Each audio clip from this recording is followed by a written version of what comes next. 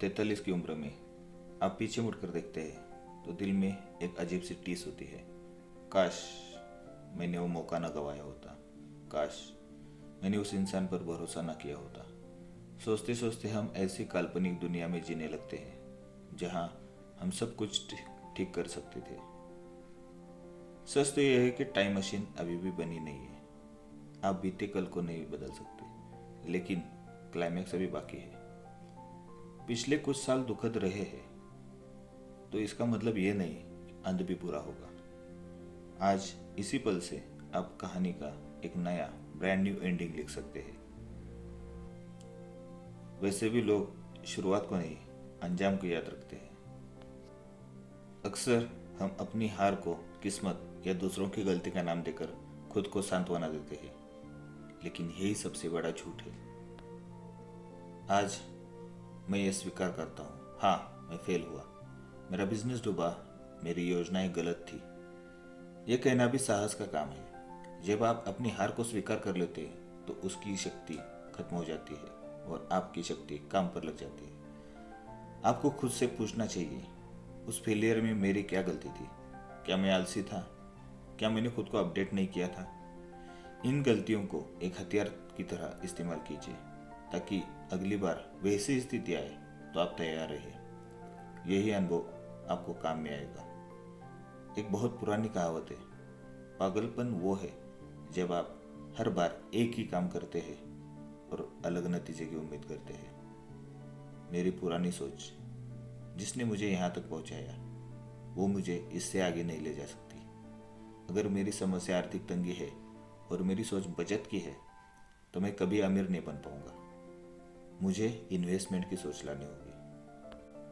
वैसे ही अगर समस्या टेक्निक है और मेरे पास पुरानी मशीन्स है तो मैं कभी एक्सपर्ट नहीं बन पाऊंगा।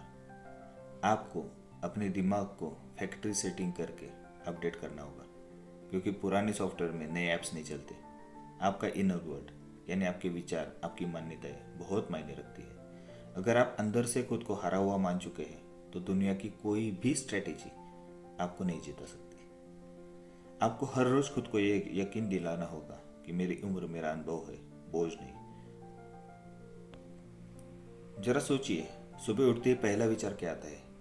अरे यार, आज फिर से काम करना पड़ेगा। या फिर आज मैं अपनी हैसियत बनाने का एक और मौका पाने जा रहा हूँ।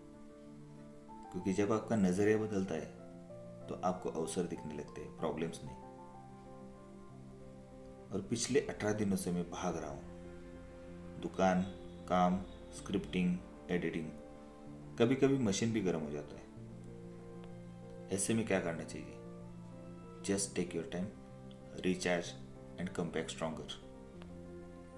कई लोग जोश जोश में शुरुआत करते हैं लेकिन बाद में थक हार कर छोड़ देते हैं। जिंदगी को फिर से नए सिरे से शुरू करना कोई स्प्रिंट दौड़ नहीं है, ये एक मैराथन है। अगर आज मेरा मन भारी लग रहा है तो ज़बरदस्ती ज़्यादा लोड वाले काम नहीं करना है।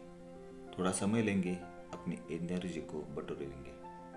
वैसे भी रिचार्ज करने का मतलब आलस नहीं है, बल्कि खुद को बड़े कामों के लिए तैयार करना है। जैसे मोबाइल की बैटरी 1% पे आती है तो उसे चार्जिंग पर लगाना ही पड़ता है ताकि वो फिर से 100% पर काम कर सके। वैसे ही दोपहर की कुछ मिनट की पावर नैप आपको फिर से फ्रेश महसूस कराती है तो उसमें कोई बुराई नहीं है।